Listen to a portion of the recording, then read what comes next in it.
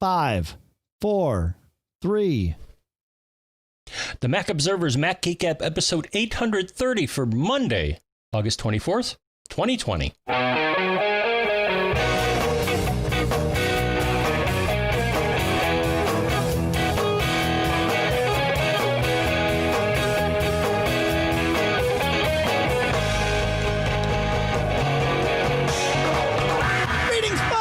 Welcome to the Mac Observer's Mac Geek Gab, the show where you send in your tips, your questions, your cool stuff found, and we share all of your tips, your questions, and cool stuff found, with the goal being that each and every one of us learns at least 5 new things every single time we get together. Sponsors for this episode include buyraycon.com/MGG, Burrow.com/MGG, VarsityTutors.com/MGG, and MintMobile.com/MGG. We'll tell you why we'd like you to visit all of those URLs in a short bit here. But for now, back here in Durham, New Hampshire, I'm Dave Hamilton. And here in Fairfield, Connecticut, somewhat sweltering, but not quite, but muggy. It's kind of gross. This is John F. Braun. How you doing, Mr. John F. Braun today? Mr. Today? Good, Dave. Are you Mr. Today? I don't know. I'm Mr. Tomorrow. There you go.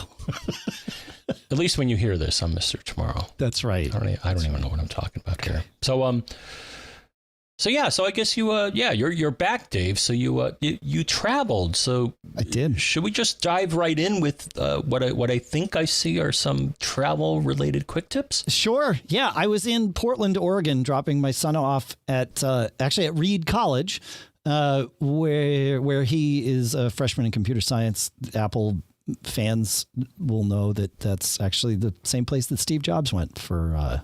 I guess he only attended for a semester, but it worked out for him. So I'm hoping it works out equally as well for my son. So. And I believe one of our friends from the early days, the modem BBS days, also attended Reed. He did. So, that's right. Yeah, I didn't get to see any of our friends while we were out there because of COVID and all that. But yeah, I got to experience what it was like traveling on a plane. We flew Alaska. So things were very masked and very distanced, and middle seats in all the rows were empty and all of that stuff. So felt as quite honestly in the airplane, I felt quite safe, getting to and from the plane. I think that's where the biggest risk is, the crowds in airports, but they were much less than usual. Well, yeah. How did, not that we're a travel show, but no, I'm curious. How did TSA accommodate your needs?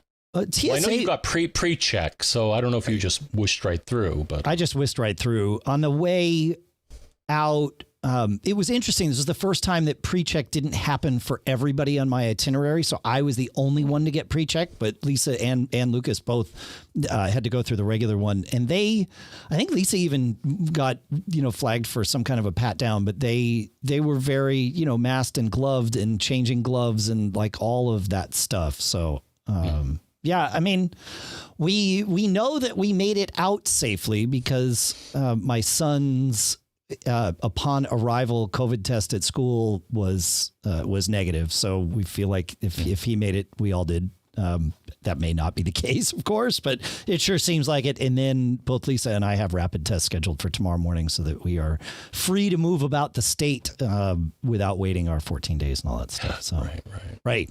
Yeah. So, but it is weird traveling. At this point in time, we wound up, we were in Portland, but we didn't do a whole lot in the city because cities aren't, at least for us, not the most comfortable places right now because it's the high people density. And, we feel like it's best to just avoid people in general, especially when we're visitors.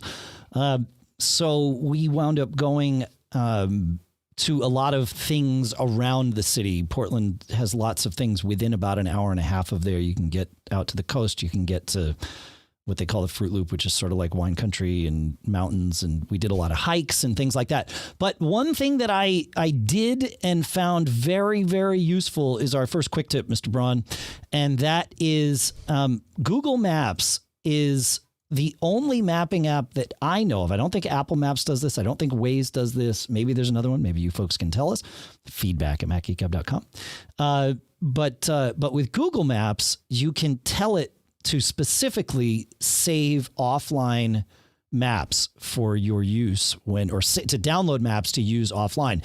And it will do it sort of automatically, which I think most mapping apps will do. But with Google Maps, you can go into offline maps right in the little hamburger menu there of the settings, and you can even define. You can say add your own offline map. So I took the entire state of Oregon and like the southern little sliver of Washington, and had it download those. And I will tell you, it paid off huge a few times, because we were out in, the middle of somewhere, and it was like, all right, well, we just finished hiking, so let's get in the car and drive back to our Airbnb. And Waze was like, yeah, I don't have a signal, so I don't know what to tell you. I was like, oh, launch Google Maps. And it was like, yeah, I got you. It's like, I don't have traffic information, but I can tell you how to get home. It was like, that's all we need. If we're here where there's no service, chances are there's also no traffic. And it would pick up the traffic data, eventually, like once we got rolling. So highly recommend that. In fact, I recommend doing this. It seems like Google Maps will keep that data for a year before it decides it's too old and it simply shouldn't be using it anymore. So I recommend saving your home state, or, the areas around where either you live, or if you are traveling, wherever you travel frequently, just to have them there for that moment when it's like, oh yeah, by the way, no signal. You don't know how to get out of here. So Google Maps, offline maps, quick tip. Okay. But you have to explicitly select this option in one of the menus for it to, from what you said, so it sounds like, if you bring up a map of where you're going, it'll probably cache it. But correct. What you're saying is you want to explicitly say store this offline, and then it will. That's right. Yeah. If you tap on, if in Google Maps, if you tap on your picture, that sort of brings up the settings, your picture to the right of the search bar. So Google Maps, go tap on your little picture, and then there's a thing for offline maps, and it'll show all of the maps that you have downloaded and when they, when they expire. But you can select your own map, and then that allows you to sort of define, an area, and you can just choose an area, and then you hit download, and off it goes. So. Yeah, it's super handy. And you can name them too. I realized I had done this for some previous trips, and at one of them I'm looking at it, I'm like, what the heck map is this? And so I had to go to it and zoom out, and I'm like, oh, that's Cancun. Okay, right. I thought about saving. Okay, so then I named it so that I would know what it was in my thing, and I can just tell it to re-download if I were to say plan to travel to Cancun, but I don't have any plans. I traveled. I believe we were successful. We'll know more tomorrow. We certainly were mostly successful through it. It was fine. It was not something I would do for leisure right now. If you have to travel, it's not terrible. But, it's kind of nuts. So for me, it would be only if absolutely necessary, which is how we classified this one. So anyway. Okay. Now, Dave, I think you said feedback@macgeekgab.com if you would like to tell us about your travels or how you save your maps and stuff. Is that right? That's right. Feedback@macgeekgab.com. Yes, Mr. Braun. That's correct. I mentioned in the last episode having an issue when I was on LTE or 4G, not on Wi-Fi, really is the right way to classify this, on, some sort of mobile cell signal, where my Gmail wouldn't check and I had to do the reset CAPTCHA thing. Well, I was having that problem like crazy last week. And finally I realized, the issue is that I have a GSuite account that I basically only use for my email. It all sort of funnels into that, and that's where all of my email goes. On that one account, and it really truly is only that one, I had not turned on two-factor authentication. And so I think it was that GSuite was saying, well, you're logging in using your main GSuite password. We don't like this. Unlock, it was forcing that reset of the CAPTCHA to happen far more frequently than was convenient. So mid-trip last week, I just this is stupid. It was one of those things where I thought of it as I was drifting off to sleep, and I was like, aha, that's the problem. So I got up and I fixed it, and I did the whole, I added the two-factor authentication, and then I created a one-time or a an app-specific password, I guess is what Google calls it, and assign that to my email on my phone so I could do it the way I wanted and all that stuff. And since then, it's been 100% fine. So that was yet another quick tip, is use that two-factor authentication, not just because it's more secure, but because services seem to require it.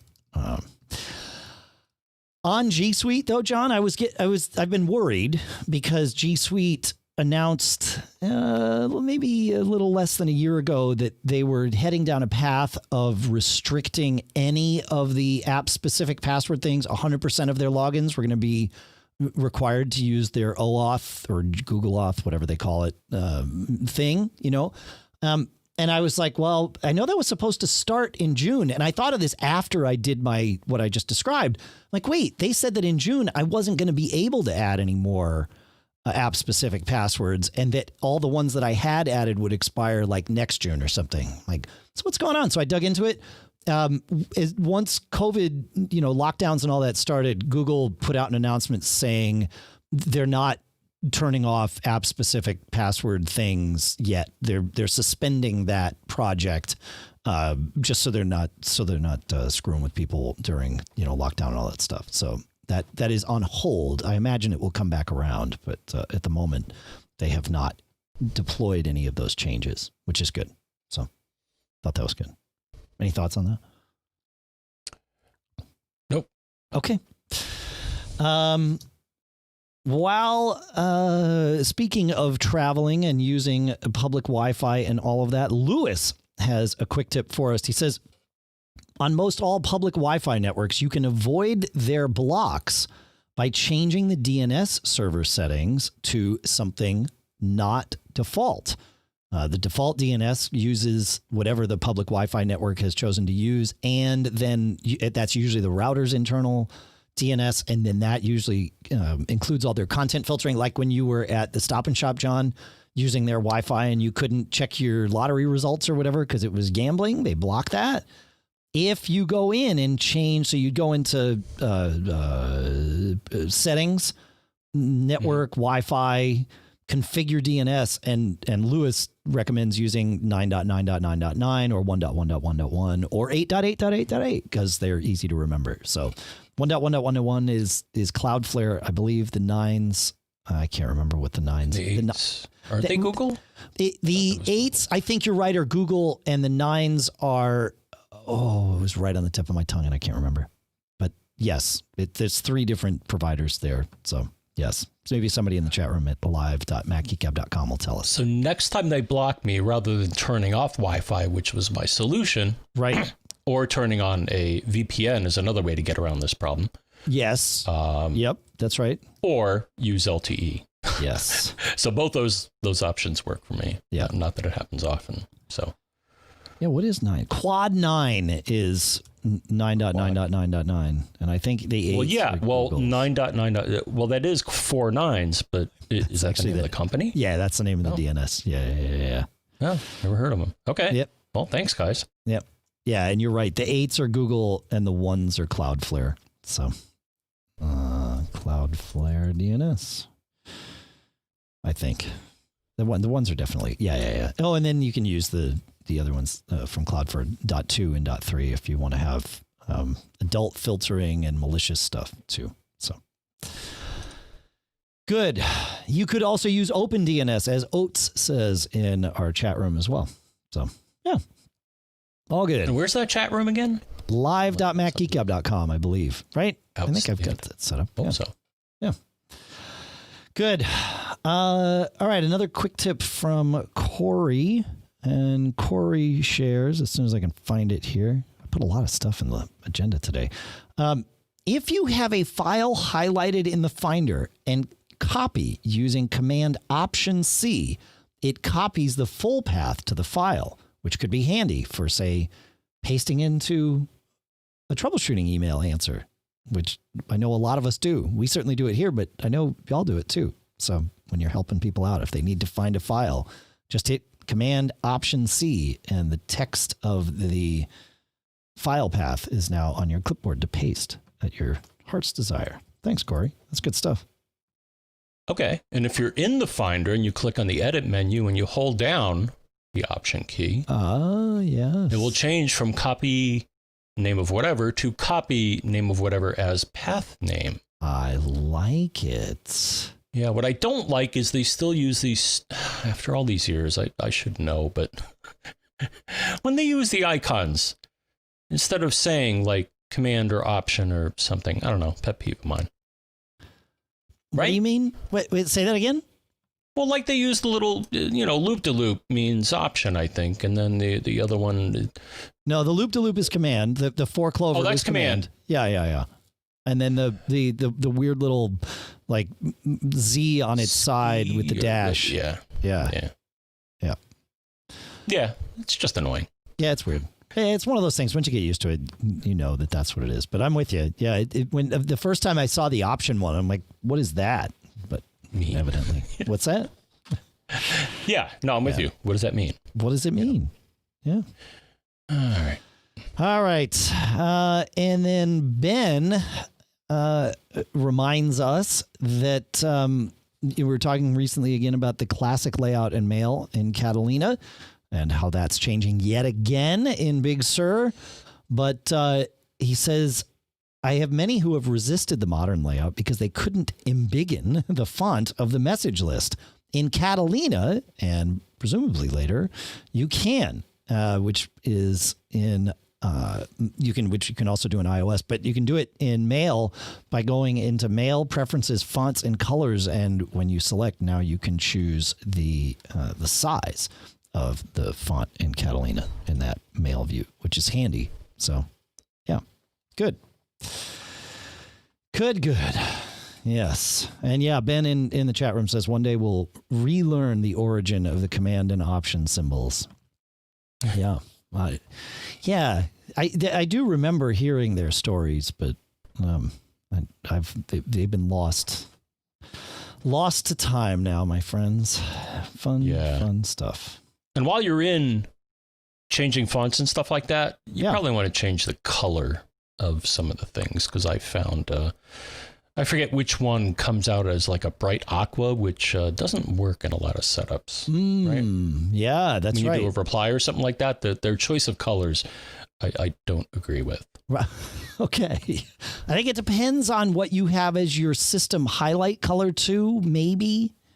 Like I think they can either work together or against each other depending on how you have it set up. Yeah. So. Right. Yes. All right. We have a ton of questions, lots of which that you prepped while I was away, which is awesome. I want to get to those. Surprise. But hey, no, it's great. I love it. We all love it. It's good. The first thing I want to do, though, is I want to tell you about our first two sponsors for this week, as long as that's okay by you, Mr. Braun. Outstanding. All right. You know, like all of you, we've had our cell phone plans with the big providers for years and just got used to paying those bills and all of that stuff and buying things we didn't need because that's just how it worked. And then a couple of years ago, when they came on as a sponsor and our next sponsor, Mint Mobile taught us that we could cut our wireless bills down to just $15 a month and save hundreds of dollars a year, maybe even thousands of dollars a year if you spread it across a couple of phones, just by switching to Mint Mobile. So for anybody out there who's looking to save without sacrificing service, switching to Mint Mobile is a no-brainer. And we've tested this all over the place. In fact, I had a Mint Mobile phone with me last week while I was traveling in Portland, Oregon, and had no trouble with service anywhere out there. It was fast. It was easy. And Mint really does it right because they went online only. So they save all those traditional costs of retail and they pass those savings along to you. Every plan comes with unlimited nationwide talk and text plus crazy fast 4G LTE. And of course, you can use your own phone and all of that stuff. And Mint Mobile has you covered with their 7-day money back guarantee. So to get your new wireless plan for just $15 a month and get the plan shipped to your door for free, go to mintmobile.com/MGG. That's mintmobile.com/MGG so you can cut your wireless bill to $15 a month at mintmobile.com/MGG. You know, whether you're working from home or working on your fitness or even traveling like I was last week, we want what we're listening to be what we're listening to, not what everyone else around us is listening to or doing. And for that reason, you need a great pair of earbuds that are A, wireless, and B, seal in your ears so that they can block out all of that sound. But before you go and drop hundreds of dollars on like AirPods Pro or something, check out the wireless earbuds from Raycon. I find these way more comfortable than the AirPods Pro for me, and they sound fantastic. These Raycons are amazing. You folks know me. I'm picky about audio, and Raycon's newest model, the Everyday E25 earbuds, are fantastic. They've got 6 hours of playtime. The Bluetooth pairing was simple. Plenty of low end, but good, crisp, high end. Like it's the sound signature on these. They did a fantastic job and a very compact design. They're, earbuds. So they're wireless earbuds. They fit just in your ear. Super comfortable.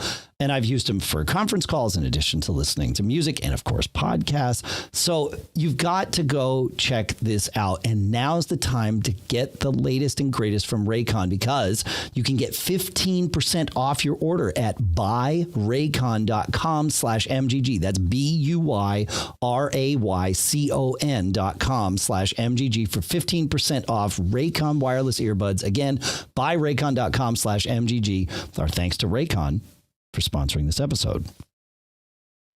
All right, Dave. All right, John.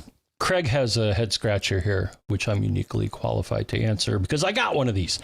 So Craig says, I decided to go ahead and purchase a 16-inch MacBook Pro from the refurb store. Outstanding. I wish I had waited.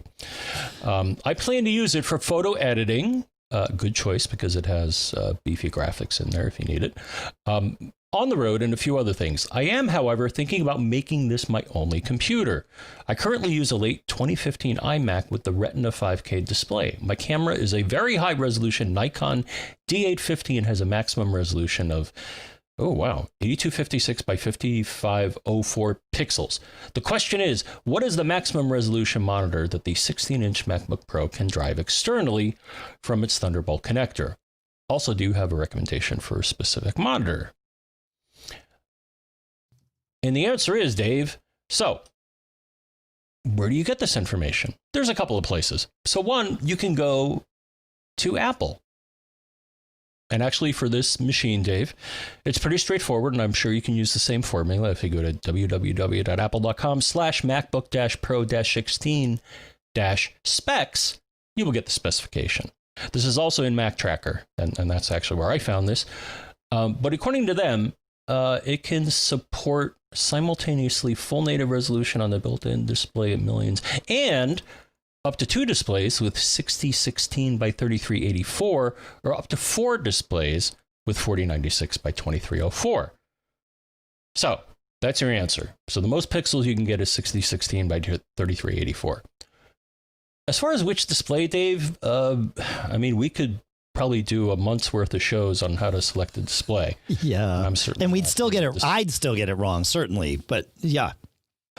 Yeah, because pros, do calibration and there's all sorts of stuff.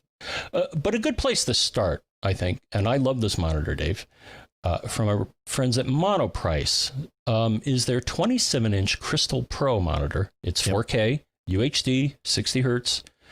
Display HDR 400, which I guess is a good thing, so it does HDR. So for a photographer, I would think that's something you may want to check out. And I think you have a similar older model, Dave. I have something. Specs. Yeah, I don't think mine has HDR, to be perfectly honest. But the one that I have, I don't think is available anymore. But yeah, in general, if you have very, very specific needs, then you might want to step up to something that's got, your color calibration and things like that. But for those of us that are just kind of, using our computers all day and want that extra screen, the Monoprice 27-inch screens are fantastic. I've been blown away. I've got one here next to me in the studio. I've got one down in the office. Lisa uses one at the house, and they're all basically this same model that you're talking about here, John. I think yours is the newest of those, and I think it's still available. That's still a current product from Monoprice. Yeah. So yeah, and it's a It's an LG tube, and LG makes really good tubes. I have it both in this monitor, and my TV is an LG TV, LCD TV, and I really like it. Also UHD. UHD for everybody that just so because in Apple calls it Retina. Everybody else calls it UHD. And what this allows you to do is essentially it's 4K. It's whatever it is, 3980 by, which is essentially 4K. 3840 by 2160, which lets you scale to a Retina-esque higher pixel depth than the eye can see, so that you get the similar approximation to what you would get if you had Apple's 5K monitor, like an iMac or whatever, of the same size, of that 27-inch size. So I've got the Monoprice UHD display next to my 27-inch iMac 5K display. And, the windows are the same size. Text looks good in both places. So there you go. I just wanted to make sure everybody understood UHD. UHD means 4K in this world. The thing is, in this case, Dave, the only caveat is that looking at the specs on this monitor is 3840 by 2160, which is HD and 4K, right? Yes. But it's not the maximum resolution that his machine can achieve, nor the maximum resolution of his camera, which is even higher. Is that a bad thing? I guess my question is, my observation is that you don't need a monitor with the maximum resolution to get something that looks good and is useful. I would say at the very least get a 4K monitor, but because the thing is, as you start getting higher resolution, things get tinier and you may have to scale it. So. Well, and you kind of want to scale it. I mean, like Apple's default for the 5K display is to do the display is 5120 by whatever, and it scales to it's 5120 by 2880 is what Apple's 5K display is. By default, because of Apple's retinizing to get the pixel depth where you want it with the text size that you want, it scales back to 2560 by 1440. That's the same resolution that I have my Monoprice display scaled to, so that they're both operating as though they're 2560 displays, meaning you get the doubling of the pixels and things look rich and retinized. So, yeah. And looking here, so if I look in system information under graphics displays, when it looks at my Monoprice monitor, it says, hey, by the way, the resolution of this is 5120 by 2880, which is the maximum resolution you can get out of a Mac Mini built-in graphics. That's wrong, display. Though. That's not the resolution of your monitor. Well, no. And then the line below it, Dave, here's the punchline, is it says UI looks like 2560 by 1440, which is what I have it scaled to. But it's still lying. Because your display can't do 5120. Your display does 3840. So this is where the Mac is wrong. It knows, obviously, it's doing it, but in system information, it gets this part wrong. Because mine says the same thing. It says that my external display is a 5120, and it's like, yeah, it's not. It's 3840, but it is scaled to 2560, and that's the part that matters. Yeah. So. The only other thing I would say, so my other monitor I actually got as is an Asus, lower resolution, but it's still nice. Sure. And I actually got it as an open box special at nice. Amazon. So especially for something you're going to be staring at all day, I would make sure that the vendor has some sort of return policy. Yeah. Because if you're going to be looking at this thing all day, especially if you're a professional, you don't want something you're going to hate. Right. And it can happen, Yeah. Oh, yeah. So that's what I got on that. Cool. Excellent. Fun stuff. Loren brings up a question, John, that is... So Loren says... I'm going to describe the problem. Loren's problem is happening potentially because of beta software, but I'm not convinced of that. It says the display on my iPhone does not show a Wi-Fi connection icon, only Verizon LTE. Under settings, I have a good connection. to my Wi-Fi router, but my phone keeps telling me it's not connected to Wi-Fi. I can still download music, podcasts, and weather info, but I cannot browse podcasts or news. I can't play online games. Google Docs, Mail, and Safari seem to be unaffected, but they're slow.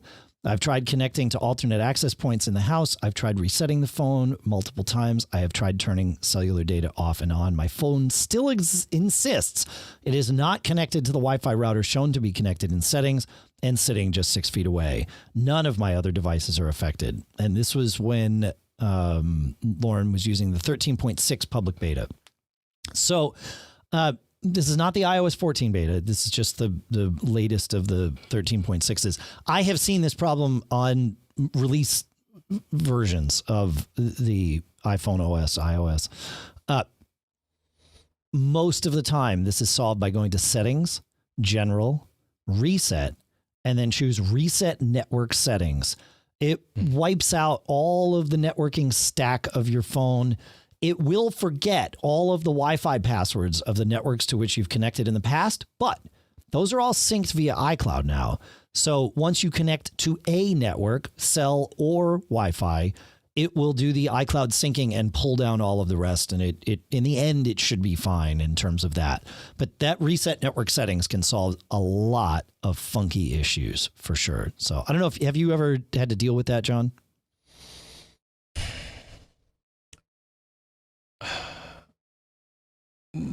Not really. Okay, that's fair. That's fair. I was thinking back. I think you mentioned on your travels where you were having LTE issues, and I have had that around town where. Yeah, so there's a different problem, right? Where I've seen this many times. I've seen it with different carriers. When the phone is on, you can go into with GSM carriers. You can go into settings, cellular, and turn LTE data on or off, and that will engage the LTE or the pseudo 5G thing, depending on what your carrier opts to display. I have many times, and I certainly experienced this last week, but I've seen it, and I've seen it with AT&T, I've seen it with Mint, I've seen it with T-Mobile and Sprint, and of course, Mint's a T-Mobile thing, so that's not surprising, where the phone has a rock solid appears to have a rock solid either LTE or 5G, 5GE connection, and not a lick of data will pass. Not even one bit, nothing. And you go in, you turn off LTE, and it drops down to 4G on the connection, and then boom, everything's good to go again. And I've seen this. In fact, it was my daughter that taught me this years ago, because I noticed her phone. I'm like, how come you're not on LTE? She's like, oh, LTE sucks. I'm like, what are you talking about? It sucks. It's like super fast. She's like, yeah, but it's not always good. She said, she wants to constantly be messaging and doing all her things. And she's like, it just, I can't get data across it. So I don't use LTE. I'm like, oh, that's interesting. And she's not wrong. That is the solution in those things. Resetting network settings has not fixed that for me in the times that I've tried. Yeah. So I don't know what it is about the iPhone in those scenarios, but turning off LTE, turn it off and turn it on again does not necessarily fix that. I've done it where I've turned it off, gotten a signal on 4G and been like, okay, it just needed to reassociate with whatever the local LTE tower is. Great. I'll turn that back on. Nope. It's like, yep. Now we're back to no data passing. So I don't know what it is, but something about that. So if anybody has any thoughts, let us know. But yeah. Yeah. Now, recently I had, I don't know, on my MacBook Pro, I was surfing and I'm in a browser and I look up a page and it just sits there and the progress bar is like not making any progress. But all my other internet connected apps like my Twitter client and stuff work and my email and all that. So is this just this has nothing to do with you're not tethered to your phone in this scenario. This is just truly on your home Wi-Fi, right? This is Wi-Fi. Yeah. Okay. Huh. All right. Yeah. Every now and then. And sometimes logging out and logging in fixes it. Sometimes a restart fixes it. Interesting. I want next time. So it happens routinely for you, relatively routinely. Yeah. Okay. Kind of, though. I don't know if. So I got a notification the other day. Eero updated their software. Okay. I'm wondering if that may have done something weird. You're either getting a connection or you're not.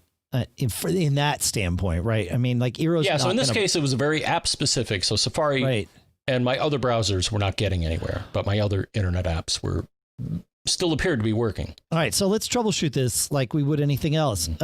The first thing I would look at is I'd go into Safari Advanced and I'd go to Proxies and I'd click Change Settings and I'd make sure that there was nothing here in terms of nothing checked and, you know, no proxies installed.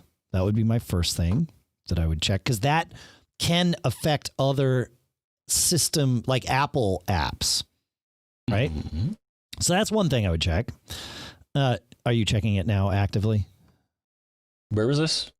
Safari, Preferences, Advanced, and then at the bottom, Proxies, Change Settings, and just make sure. Oh, yeah, look at that. All right. Right. And really, you can get there by going to it. Really, that brings you to System Internet Preferences. also. Yeah. System Preferences, Network. Yep. Advanced. Proxies, I guess that's where that brings. So that'd be one place to check. And then failing that, I would stay in System Preferences Network. I wouldn't necessarily do this right now while we're recording, but delete the Wi-Fi network from the list and then add a Wi-Fi network so that it's pulling in a fresh, you know, kind of like reset network settings on the phone, right? That's the same thing that we do here is just wipe that out. And you can wipe out anything you want here in System Preferences Network. It doesn't delete the hardware from your computer. I know that sounds silly and trite to say, but it's worth saying it that way so that we can all remember. It's not deleting any hardware. It's just deleting the software path to the hardware. And you can just add it by hitting the plus button. So delete Ethernet, delete Wi-Fi. I do these things all the time. And I've had that fix problems before too. So, yeah. So, all right. You want to take us to Anthony, my friend? I will take us to Anthony. Great. Anthony has many questions. I think we're only going to answer one of them. Okay. No, maybe we'll answer more. Who knows? But Anthony asks, do you remember what app it was that lets you control the graphics card in a 16-inch MacBook Pro to improve battery life? I came across one of my searches, but I always use the Geek Gab Coalition. Mentions first and foremost. So, the quick answer is there are two of them, Dave. Okay. So the tried and true one that still works and it gives you basic functionality is called GFX Card Status at gfx.io. So that one still works, but then somebody decided to come up with a new one and it's on GitHub and that's called GSuite. Okay. That's at github.com/Cody Sharank, who I assume is the author, /GSwitch. And I'm sure we'll link to both of those in the show notes. The thing I like about GSwitch is, so one, it'll visually show you. At first, I didn't understand what it was telling me. So I'm running GSwitch now on my MacBook Pro. So one thing it shows is that it shows like a little gear in the menu bar. When you're using the discrete, which is the high-powered GPU, it'll put a little dot in the middle of the gear. So you know that that's happening. The other thing that it tells you, though, above GFX card status, is it'll tell you the state in which the machine is in as far as what process is asking for better graphics. Because I actually had something happen the other day, and I don't know why, but I noticed that my battery life was really terrible when I was off of power. And then I looked and the little dot in the middle of the gear was on. And I'm like, well, what the heck? And I look in the menu and it's like display D is telling your computer to do this. And I'm like, yeah, but I'm not running anything that needs a high powered graphics. So I forced it to use the integrated graphics. I'm like, cut this out. And it got a lot better. The cool thing is that in the menu, it changed the status of the display D thing, and it said, I think the word was hungry. And it's like, so your computer is saying it really wants to use this high power graphics CPU, but you overruled it. So now it's kind of upset, but everything still worked fine and the battery life was better. And I think a reboot probably fixed that. So I don't know. It was, the display D. So it's like a system daemon was for some stupid reason asking for the high power graphics when it didn't need to. Huh. Interesting. So that's the answer. So G-Switch is what you need. Yeah. The other thing he mentioned, he was like, "Oh yeah, thanks for a better touch tool and the add-on suggestion there." Oh yeah. Well, one additional thing in the add-on. Oh my gosh, what's the name of it? Golden Circle or something. I don't know. Yeah, it'll come to me. Golden Chaos. Yes, I'm sorry. Golden Chaos. So I'm running that too, and it gives you a whole bunch of features. I'll find it. Yeah, Golden Chaos. Yeah. Sorry. Go ahead. Very good. One additional feature I didn't mention in my initial mini review, Dave, it has a clipboard manager. Really? I had to enable it, so it wasn't enabled. But if you click on it, if you touch it in the menu bar, it'll show you your history of clipboard things, and then you can scroll through them and select them, and then copy them or delete them or whatever. So it's like you found someone who sliced bread. The thing is, you keep telling me, well, you know, everybody's telling me I need a clipboard manager. So now I got a clipboard manager. All right, cool. A better touch tool. Yeah, that's great. Oh yeah, now I'm curious to hear, like, you'll find your like killer use case for it, and then suddenly the world will open up. That seems to be the experience that everybody goes through with clipboard managers. So one killer use case so far is that it'll remember. So sometimes my password manager, and I don't think it's unique to LastPass, but sometimes it just doesn't get it. Okay. It just doesn't populate a form properly because either they change their code or maybe they have a bug. I don't know. Sure. But the thing is, so sometimes I have to manually copy the password to my clipboard and then paste it.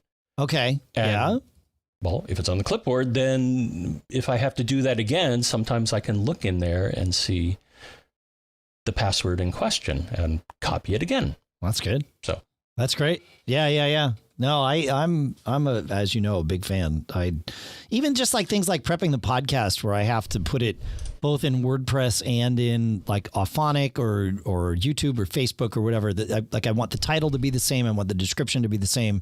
And I don't want to have to flip back and forth and like copy the title, paste the title, copy the description. You know, I want to copy it all on one page and move to the other page and just paste, and then go to like, you know, I go to Facebook and paste, and then I go to YouTube and paste, and I can just do it without worrying about what's the last thing I put on my clipboard. I just, you know, go through and it's good to go. So yeah, I like it. All right. You want to take us to Andrew, my friend? Andrew, man, I'm on a roll here. You are. So Andrew says or writes, not long ago, I attempted to make a cash payment to a friend using Apple Pay via iMessage. Unfortunately, I ended up sending it to his work phone, and thus he did not receive it. We think. So he says. So here's what he did. So here's the steps he went through. He said, 1, I contacted my bank to let them know that the payment was an error sent to the wrong number, and they filed it as a canceled transaction.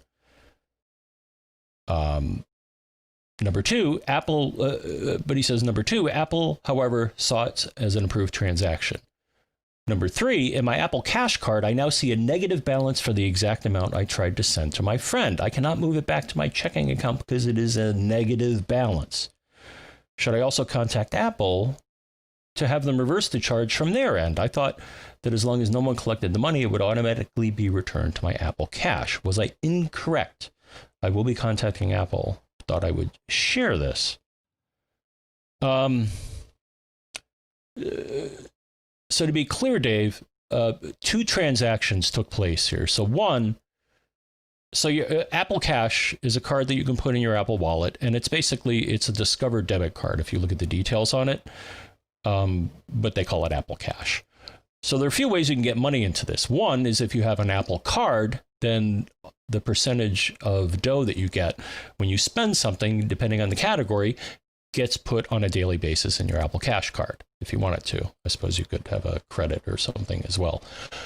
The other thing is that you can, as far as I know, Dave, you can Apple Cash debit card to a checking account. Or maybe you can also link it to a savings account, but I have mine linked to a checking account. So, okay. the benefit here is that if you want to put money onto the card or take it off of the card, like if somebody sends you money, you have an account that can send and receive money between your card. But here's the thing. I think he did 2 transactions, and he actually confirmed this. So one, there was the transaction of the cash that he took out of a checking account into the Apple card, Apple Cash card. Yeah. And then the second transaction was the money going from that to his friend. Right.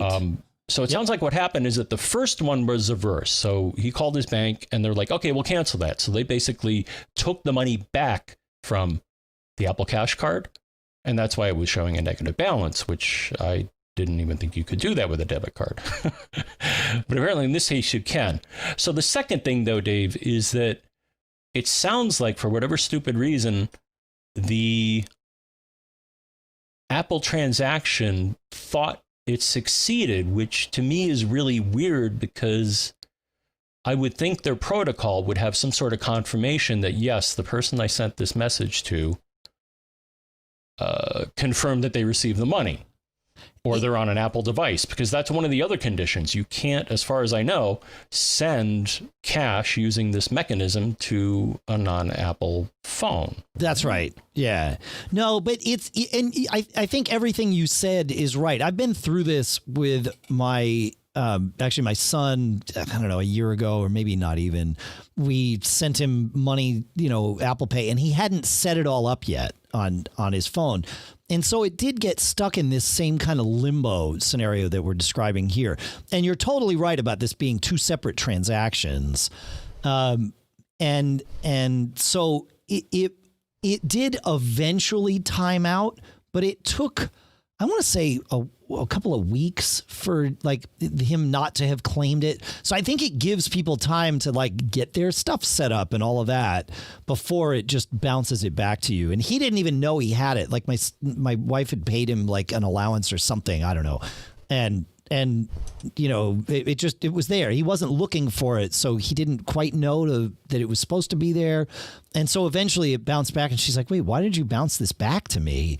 And he's like, I didn't do anything. And so, yes, it will, but it doesn't happen immediately. So if there's not an immediate confirmation, it still hangs there for a while. And yeah, and I think the reason, separately from that, I think the reason for the negative balance was exactly what you said. Like his bank stopped the transaction or reversed the transaction on the transfer to his Apple Pay cash, but the balance out of that to his friend hadn't yet been returned. So it was sitting in this negative state, which is accurate in a sense. So, yeah, It's a weird one, man. The final thing is that, so Apple does have an article called Send and Receive Money with Apple Pay. And there is a section there. So the one thing you can do, Dave, which he may have been able to do, though I think, he got back to us and said, yeah, it just finally settled. But you can actually cancel a transaction. If you look in this article, they tell you how to do that. Okay. So if you realize, whoops, I didn't mean to send that money, they give you a window where you can cancel the transaction, and it's like it never happened. It's like, yeah. Interesting. Oh, that's good to know. Okay, cool. All right. What do we got here? You want to take us to Paul? Oh, boy. Yeah. I'm going to take a breather here. All right, Paul. Yes, this was a good one. I like this one. Okay. Paul says, longtime listener and first-time query maker. My goodness. I'm a print production artist, a dying breed. Sorry. Working with creatives since 1995. I recently cleaned out the garage and even got to the boxes that never got open on the last move, and inside were a ton of old archives burned to optical discs, CDs, and DVDs. Every disc from 2001 and earlier would not mount and return the error. Could not mount. Disk name com.apple.diskmanagement.dissenter error 49153. Oh, well, that helps. A little search showed me that these disks were most likely formatted as HFS or HFS Plus, and as such were phased out back in the Leopard days. I can see the contents written on the paper sleeves, and there are a lot of files in there I really want. I have an iMac and a 15-inch MacBook Pro, both fully up to date with the latest build of everything that's not beta, so Catalina 10.15.6. I would dearly like to find some options for mounting and copying all of these disks as directories. I can't mount any of them, though I can see them. All right, Dave, I had to whip out the Google foo here. What'd you I was find? successful. Yeah? I was so happy I found this, and it's relatively new. So this is Catalina, or pretty much, Dave, I think anything past Leopard doesn't understand HFS. HFS was one of Apple's earlier file systems, hierarchical file system. Not HFS Plus, but HFS. Correct. Oh, yeah, that's old. Wow. At first I was like, you know what? Let me try this. So I have an external CD DVD drive. And so I pulled some of my old discs and decided to load them up in there and see what Catalina thought about them. And it said, oh yeah, it's Mac OS Extended, which Mac OS Extended is the same as HFS Plus. Plus, that's the extended part, I think, right? Or maybe, yes. Yeah, okay. So I'm like, okay, well, Catalina. So the problem is not with HFS Plus in this case. So I'm going to say that the problem here is that these disks are so old, they are using the older HFS. Right. So I guess you could either go back to Leopard and run an emulation. I suppose that would work. But maybe you can find a utility that would let you do this, Dave. And you know what? I found an article titled Recover Data from an HFS Volume When This Utility Fails with a Could Not Mount com.app. The exact same message that he got, including the very useful 49153 error code. Somebody engineered their page for search engine optimization, and thank goodness they did. So that's good. That's great. And we'll link to the article. It's at a swissmacuser.ch. Okay. Okay. Cool. Uh-oh. Did I lose you, John? I think I lost him. This is not good. We'll see if he comes back. Huh. Uh-oh. Hang on.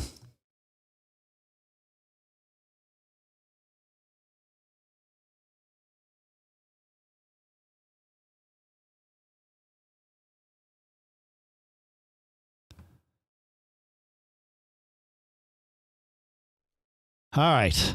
I think we are back in the streams. We are. Whew. Craziness. All right. You said that... Hang on. I'm going to bring us back in. All right. You said that you found something. Tell us what you found. All right. So I found an article, and the title convinced me it was the right place to be, because... at Swiss Mac User, it's called Recover Data from HFS Volume When This Utility Fails with a Could Not Mount, blah, blah, blah, 49153. Okay, that's the exact same message he got. So how do you solve the problem? And he gave us two options here. One for HFS Plus and one for HFS. So scrolling down a bit here, basically here's the solution, Dave, is you have to go to a package manager, whether it's Homebrew or Cakewalk is the thing I like to use, which has a GUI and all that fun stuff. No, Cakewalk is audio software. Oh, I'm sorry. No, it's Cake Brew, maybe? It'll come to me. Cake Brew, yes. Okay, very good. But yeah, there's something called HFS Utils in all of the latest package managers. And once you install HFS Utils, you will get several additional commands from the terminal, sadly, that will let you mount HFS volumes and otherwise deal with them, and I believe also copy data off of them. So that's the best answer, because he actually in the article refers to Catalina. So confirm that this works under Catalina. There's another option, Dave. So there's something called OS X Fuse. Okay. Fuse is a platform that lets you deal with other file systems. And it's in the past been bundled with other, and I think even Carbon Copy Cloner at one point actually used it. Oh. or would give you more information. It would show you, oh yeah, I see this volume and I'm using Fuse, and here's the format of it. I found another article called referring to a plugin for OS X Fuse called Fuse HFS, though it's an older article. If you can get it to work, then the benefit is that you should be able to do it from the Finder instead of having to fiddle with the terminal. Okay. But since it's older, I don't know if it'll work. So you may want to try it first and see how far you get. And if you don't, then, go suffer in the terminal. Yeah. All right. We'll put links to both of those in the show notes so you can experiment. But yeah, you're right. From it being 6 years old, 6-year-old beta software, I don't have high hopes, but you never know. If the libraries are there, then it'll work. And if not, it won't work. Mm-hmm. So cool. Well, that's a fun little find, my friend. You want to do one more? You want to take us to Brian? You want me to take us to David? No, I want to do Brian because okay. I had to do some research here. So cool. Brian has a problem. And let's see, maybe I can, so we said, well, I'll keep it as brief as possible. Let me see if I can, I could really make this really brief, Dave. Go. Let me give it a go and you tell me if I'm missing anything. Okay. So, so Brian's a teacher. His students send him homework. They send him his homework and he's using Mac Mail on Catalina. And they'll send him attachments for homework. Here's the problem, Dave. And I've never really noticed this before, but I guess in his case he does, is that Mail, if the name of an attachment gets too big, it'll truncate it. Right. So for example... Yeah. I see what you're saying. Yep. Let's say he gets sent John Smith, June 8, homework assignment, and John Smith, June 15th, homework assignment. What Apple Mail and other programs, which we'll talk about in a moment, will do is they will not display the entire file name, and they'll put a ... and omit a large part of it. And in this case, for example, the June 8th and June 15th is probably the most important part, which it omits. Only because it's in the middle, right? So it displays the beginning and the end. Right. Got it. Okay. Right. That makes sense. And then it shows a ... Okay. So that sucks because then he doesn't know which assignment is which. Right. So how do you figure this out? And there are two ways, Dave. So I found an additional way. So he found one way, which is actually another way. But so what he does is if you highlight something and you hit the space bar, Dave, that's actually doing a quick look on the file. The thing is, the quick look window at the very top will show the full name of the file. I like it. It shows it there, but not in Mail. I don't know. Sure. Maybe that's kind of a UX fail. Well, they have to limit. I mean, they couldn't just show the full length of the file. They have to pick a maximum length. Otherwise, you could do they? But do they? Maybe why not show the whole thing. Yeah, maybe not. Yeah, you might. Somebody made a decision that we're only going to show this many characters. Otherwise, we're going to show ... But yep. that. Yeah, maybe it wasn't. Maybe it wasn't a necessary decision. Yeah. So you could also highlight the file or files, which I tried, and then do a right click and you'll get quick look.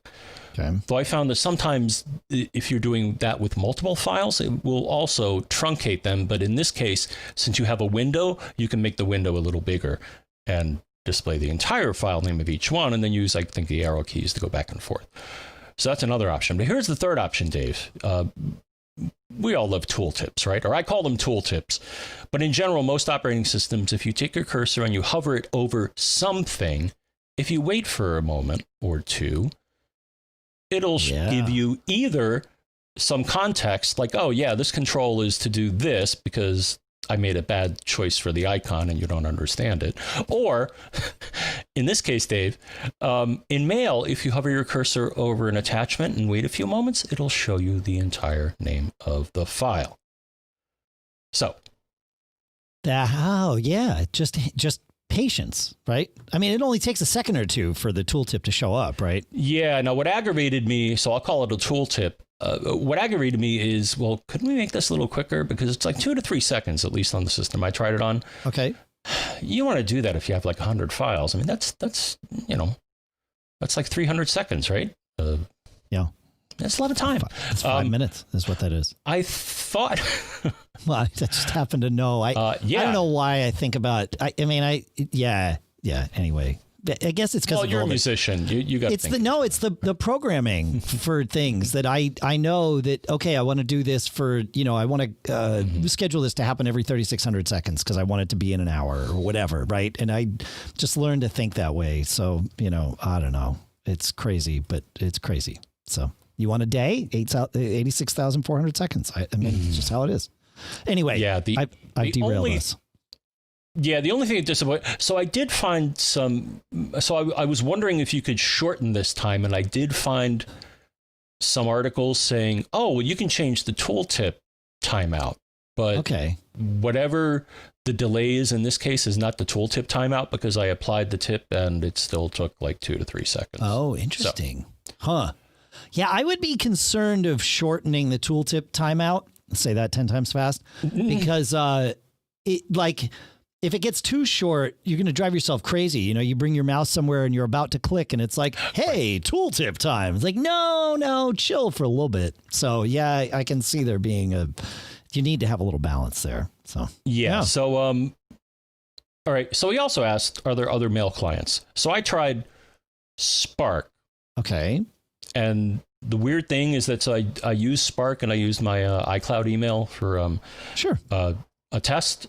And the email that I sent myself, the 2 test files with huge names, also showed up with ... in them. That doesn't surprise me because I think Spark would also be using WebKit. Right? Is that what you found? Yeah. My suspicion is that whatever API, WebKit in this case, is handling the display of attachments is they're using the same one that Apple Mail does. Yeah.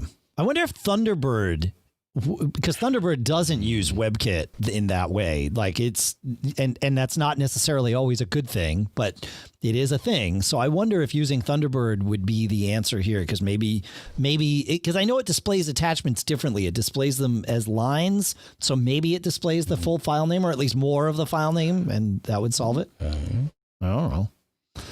The other weird thing is that when I ran Spark, I hadn't run it in a while, so I ran it on Mac OS. I think it's also available for iOS and probably other platforms. Yep. All of a sudden, iCloud gets all in my face, and it's like, oh, well, you got to do an app-specific password for this, dude. Right. I had never run into this before. This is the first time I have ever been asked to provide a app-specific password. Yeah, because iCloud mandates OAuth with 2-factor authentication, but OAuth is the wrong term specifically in this case because it is not open. The only company that has access to using Apple's OAuth is Apple. So Spark could not, no mail client can use Apple's secure authentication. You have to use insecure authentication. It's the weirdest thing. Like we talked at the beginning of the show about how Gmail, Apple's mail client can use Gmail's OAuth. In fact, that's what they prefer you to do. It just lacks some features when you do it. And that's an Apple thing, not a Gmail thing. So yeah, it's weird that Apple won't allow third parties to use. They just haven't built an API to do it. I had to do it once. So yeah. I got a thing from Apple and they're like, yeah, here's the one-time password. And then Spark was like, yeah, here, provide this one-time password that Apple just gave you somewhere else. And then I was able to use Spark with my iCloud. A piece of advice about those one-time passwords, whether they come from Apple or Google or whatever.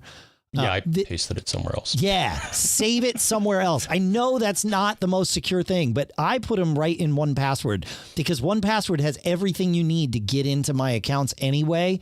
It might as well have my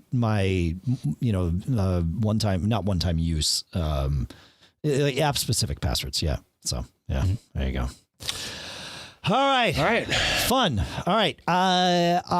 We have a bunch of stuff about home automation and maybe some networking stuff to get to. So I want to do that. The next thing I want to do, though, is talk about our next 2 sponsors, if that's okay by you, Mr. Braun. Fantastic. All right. This new normal of virtual distanced education, online education, is something that many of us are considering. You know, I've got 2 kids in college now, one just fresh out of high school. Many of you have kids in high school or even, grade school below that. And the thing is, this virtual learning thing isn't entirely new. It's new perhaps for your school, for your kids' school, and for my kids' schools. But there are people that have been doing this for a while.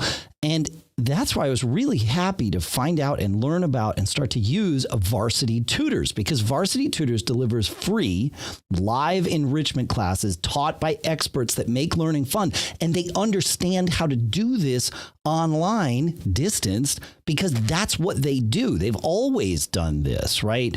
So this is going to allow your kids, and even you, quite frankly, to dig in and learn some new things, some different things. You know, you can learn all about, they've got things like intro to filmmaking and how planes fly and hands-on home science labs, right? Things that they've figured out how to do remotely because they've been doing this for a while.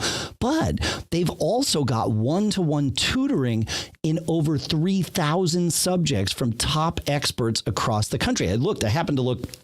My son is just starting as a computer science major, so I was like, all right, what do you got? And the first one that came up was this woman who's a recent Dartmouth grad in computer science, of course. And it was like, oh, wait a minute, this is cool. This is the type of person that you would want to, help you through sort of those rough spots with your courses.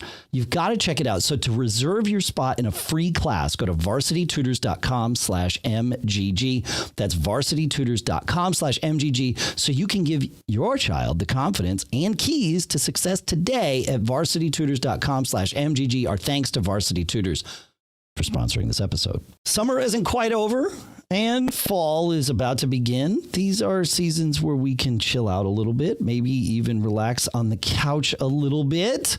And you're going to want a comfortable couch that's easy to set up and practical and versatile. And that's where our next sponsor comes in, Burrow. At burrow.com/MGG, you get $75 off your Burrow purchase for these fantastic couches. These things are so cool.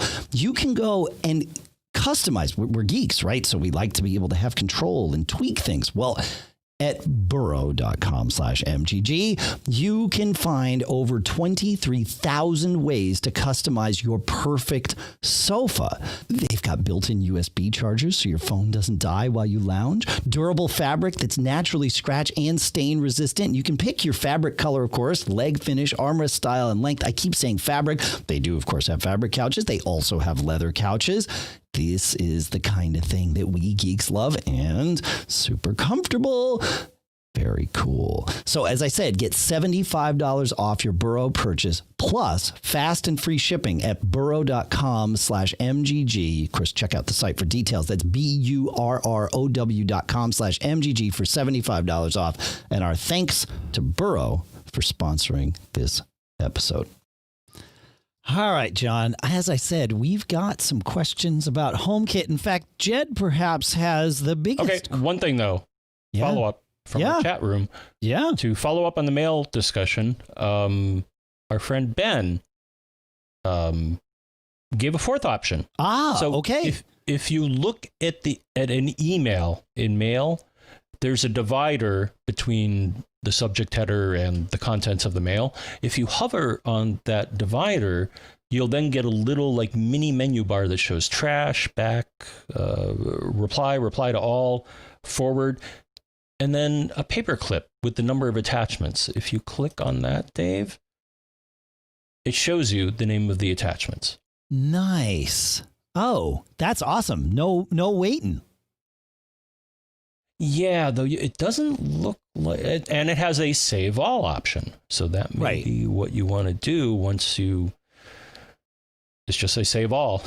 Interesting. And then deal with them outside of Mail. Oh, that's true. Yeah, you just save them to the Finder. Yeah. Huh. Okay, but that's a fourth option. All right, thanks, Ben. Awesome. I like it. That's great. Yeah. Cool. Moving on.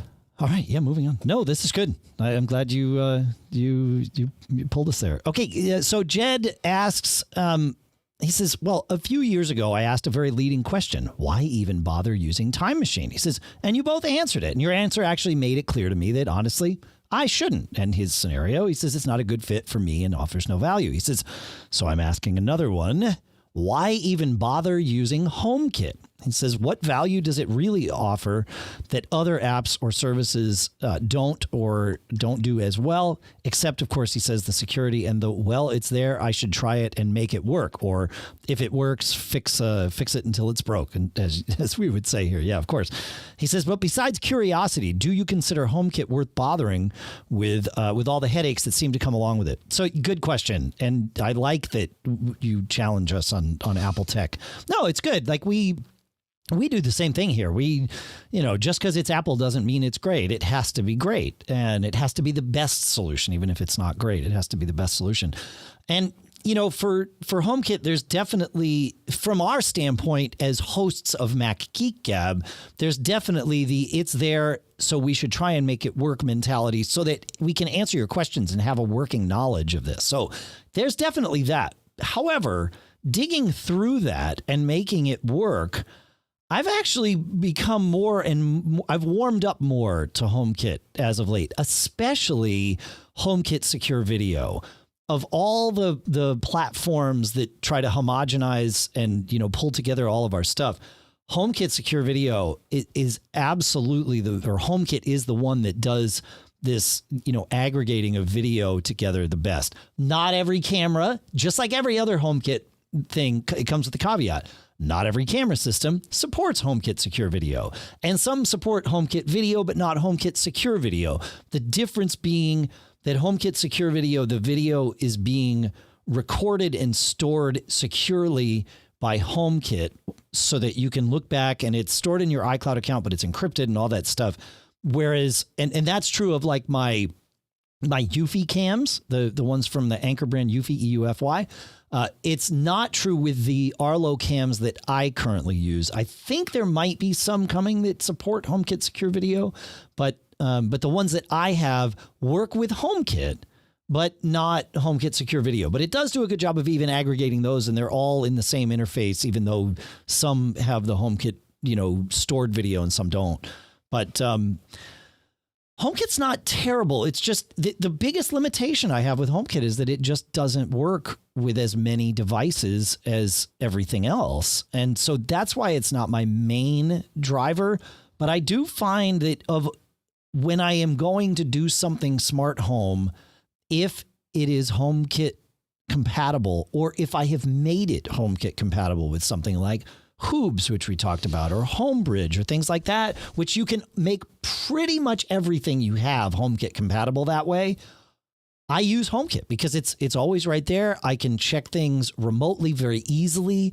Traveling last week was no problem to look at our cameras all in one place because they're HomeKit compatible.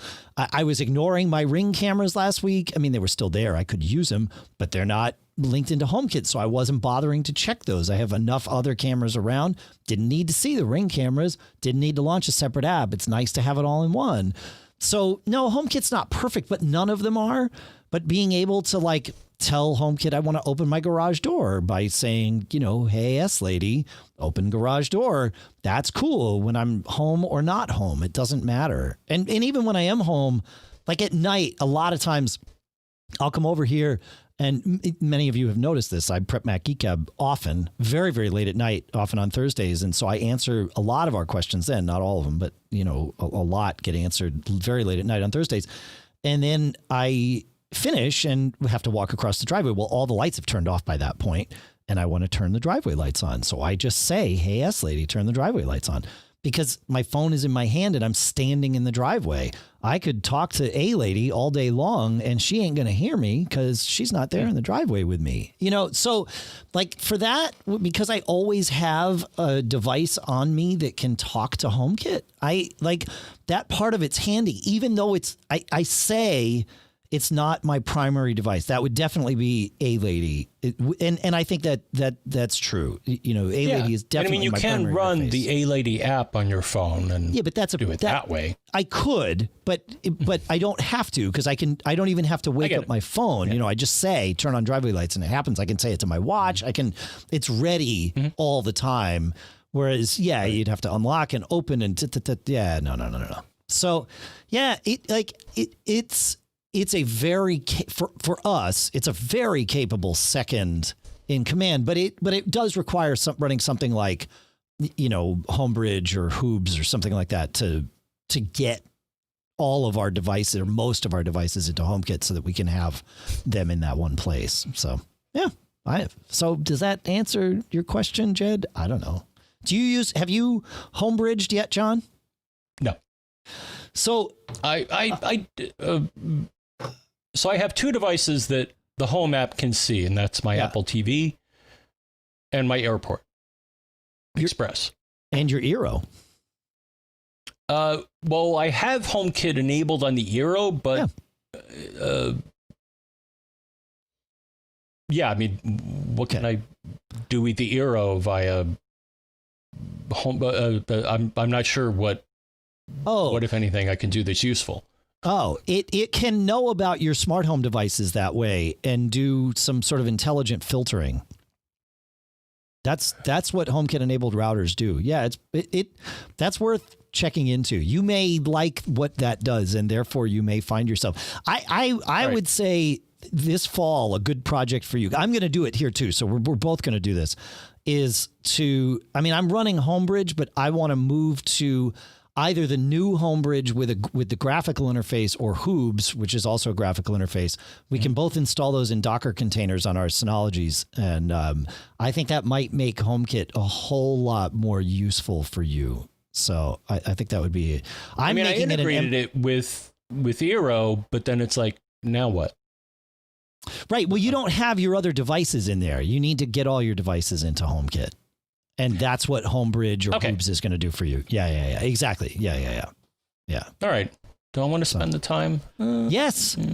Dude, you have all kinds. I don't understand this. Like I'm now planning all of these things, and that's truly one of them. It's like first or second on my, now that I'm an empty nester list, you know, but you're an empty nest, like your nest is empty. So you have time, I would think, to do this. Like, yeah. So we'll both do that. On the list. It's just everything.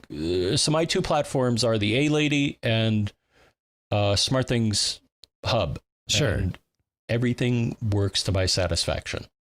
Or I use a standalone app. Some things I got to run their app in order to that's a pain in the neck. But that's why you want to tie them all together. That's truly where Homebridge. And for the most part, yeah, SmartThings sees most of my things. Well, that's good. That I want to. Well, almost all of them actually. So, yeah. No, I get it. Yeah. No, it's you check out Homebridge. It'll be good. I have. In fact, I'll find it here because Lawyer Jeff sent me a link not that long ago. Because the last time I tried a Docker thing, it didn't turn out well. Oh, you just got to follow the instructions. So, Lawyer Jeff. Yeah, but I just want to download something and run it. Well, that's kind of how Docker works. I mean, look, I'm putting a link in the show notes. Hoobs on Synology with Docker. I have not gone through this yet, but I've looked at it. And Lawyer Jeff sent it in to us, I don't know, about a month ago. And this is the thing I plan to follow to get Hoobs set up on my Synology. So there you go. It's in the show notes. We all have it. None of us have any excuses anymore. So...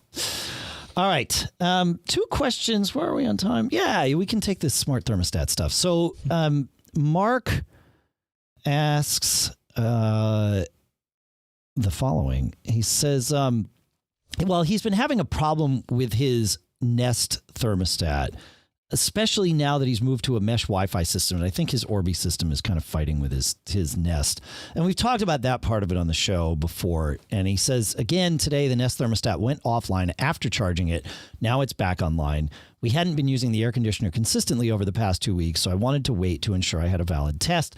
Any suggestions on an easy way to get power to the Nest so it doesn't go offline?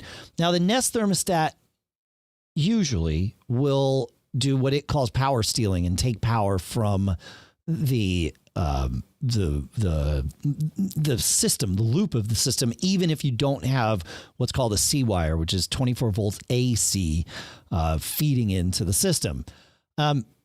If you want to power your Nest while it's on the wall, you can take it off the wall and plug I think it's a USB-C cable into it, depending on which model of the Nest you have.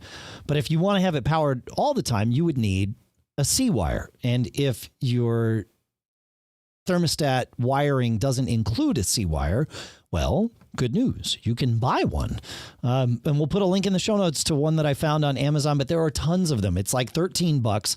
It's a C wire adapter. It plugs into your a wall outlet, and it's got a little transformer there, and then it's got a nice long 26-foot 8-meter cable, and you plug it right in and you are good to go. So getting a C-wire adapter is the key. The one thing I will point out here, and the reason I haven't done this particular thing in my home, is when my power goes out, oftentimes the way I have my generator wired up, the outlets within proximity to my thermostats do not get power. And so I don't want to have a system where I turn on my generator and get power to my boiler, but not have power to the thermostat that's going to make the boiler run. So that's the reason that I've sort of standardized on things that can be run from power from the boiler. I have a couple of zones in the house. My house is weird. My guess is most people's houses are like this if there's ever been expansions or anything. But I've got a couple of zones in the house where there is that extra C wire or an extra wire that I could wire up as the C wire, and that's great. And then in other cases, I just let it do the power stealing, and that's been fine. So that's why I have to use Nest in some places and Ecobee in others. I would prefer to use Ecobee everywhere, but Nest is the only one that does power stealing. So that's what I'm stuck with. So you can buy a C wire. And I'm going to go through Steve's thing here, and then we'll talk about it, John, because it's really two of the same question. Steven says he was having some issues about Nest having a wiring fault. One of the things that it was listed was that, it might not be enough power. And he said as the initial Nest issue had been that the available wired voltage supplied to it had been inadequate to overcome the energy it expensed on Wi-Fi. I had already learned that the addition of a fifth wire from the furnace to the Nest, a C wire, could provide the needed juice to resolve that issue. I determined to run a new 5-wire bundle from the furnace to the Nest. Long story, slightly less long. It solved both of my issues. So really what this is if you are doing any sort of construction in your home and the walls are open, always add Ethernet. That's one rule. Rule number 2, run in Steve says 5 wires. That's fine. Run certainly more than 2 from your furnace to the thermostat so that you can do this C wire thing. If I had 3 wires in my house, I'd be in great shape. But 5 would be even better because then you have more options for various different things if you've got a fan and those sorts of things that you would need. So it's a pain in the neck to run thermostat wires through the house. We're going to get a new boiler here this fall, and I plan to ask them if they can snake, extra wires. But I know what the answer is going to be. It's either going to be no, or it's way more expensive than you want to pay for, sir. But I'm going to ask the question anyway, because I'd hate to not ask it and find out at the end, like, oh, you should have said something. It'd have been 10 minutes. Like, oh, yeah, 10 minutes. Good. I want 10 minutes. Thoughts on that, Mr. Braun? Yeah. My solution to that problem was I found a battery-operated smart thermostat. That's right. You're using thermostat. You can't do that with a Wi-Fi thermostat, but you're using Bluetooth thermostats or Z-Wave thermostats, right? Z-Wave. Yeah. Go Control. Right. Yeah. One day, I went to Z-Wave has a site, and I'm like, yeah, you got any battery powered thermostats? And they're like, yeah, check out these Go Control guys. Go Control guys. Interesting. And sure enough, they run on batteries, and they can last a year or more. That's awesome. Instead of four AA's. So that's the other solution. That's a good solution, and that will link to your Smart Things hub, right? Yes. Cool. Yeah. Huh. I mean, I could get a C-wire, but I'd either have to bang a hole in the wall so it's not ugly, or run an ugly wire, and I don't want to do that. So right. That's the problem. Yeah, it's a pain in the neck running that stuff through the house, snaking all those. So, but there are battery powered smart home devices, thermostats, and otherwise. So that's always another. That's the way to go. I like it. That's good. Yeah. I put a link to that one. That one's now $93 on Amazon for the Go Control Z-Wave thermostat. So it's weird because I think this is more. When I went shopping for this, there's not like a Go Control store. I think it's more an industrial product, and they sell it to like contractors. And I met with them at CES, and I think they kind of confirmed that. But every now and then, somebody will have some extras, and they're like, "Yeah." Interesting. But yeah, it does what I need. Yeah, right. I can ask, that they have a plug-in, and or I guess it does it through the Smart Things, but I can ask what the temperature is in whatever I name the zone. It'll be like, oh yeah, here's the temperature, and I'm like, well, can you set the temperature? It's like, yeah, sure, no problem. So it's yeah, it's great. That's great, man. Yeah, no, that's a good solution. Cool. All right, well, that's what we got, my friend. That's all we've got time for this week. But we'll get to more, because we'll do this again next week. How's that sound? Every week, in fact. No? Sure. Yeah. Good. Cool. Thanks so much for listening, folks. Thanks for sending in all your questions. Thanks for visiting all of our sponsors. As we always say with our sponsors, you have no obligation to buy from them. It is our job to get you to visit, and then you make your decision between, that's between you and them, whether you want to buy, if it's the right thing. But we sure would like you to visit the sponsors and learn more about them there. That's the key. That's why I mentioned the URLs in the beginning of the show, all of that good stuff. So thank you for all of that. Thank you for all your reviews. We have some reviews to talk through. We will do that next week. And of course, thanks for your premium contributions. We'll talk through and thank all of you who have come in recently next week as well. That's what I got. You got anything to add there, John, before we're out of here? We told you how to email us. We can also tell you how to Twitter us. I'm John F. Braun. He's Dave Hamilton. There's also Geek Gab, Mac Observer, and Pilot Pete. But, yeah, Twitter. There's all sorts of things happening there. Cool. All right. We'll see you on Twitter. We'll see you here. Subscribe. MacGeekGab.com if you're not already subscribed. And that's going to do it. Thanks so much. As I said to our sponsors in the show, mintmobile.com/MGG, buyraycon.com/MGG, burrow.com/MGG, varsitytutors.com/MGG. Of course, you can learn about all our sponsors at macgeekgab.com/sponsors. See you next week.